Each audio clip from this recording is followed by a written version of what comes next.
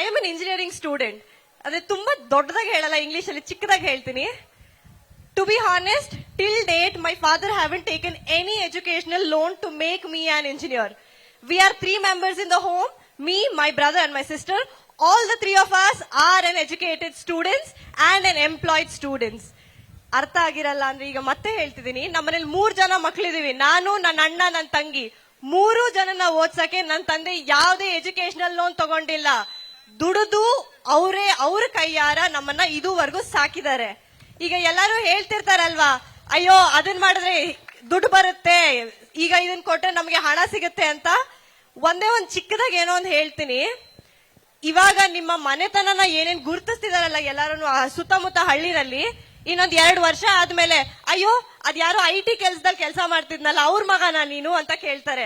ಅದು ಬೇಕಾ? ಇಲ್ಲಾಂದ್ರೆ ಓ ಇಲ್ಲಪ್ಪ, ಈಗ ನಾನೇ ಹೆಮ್ಮೆಯಿಂದ ಹೇಳ್ತಿಲ್ವಾ ನಾರಾಯಣಪ್ಪನ್ ವಂಶಸ್ಲು ನಾನು ಅಂತ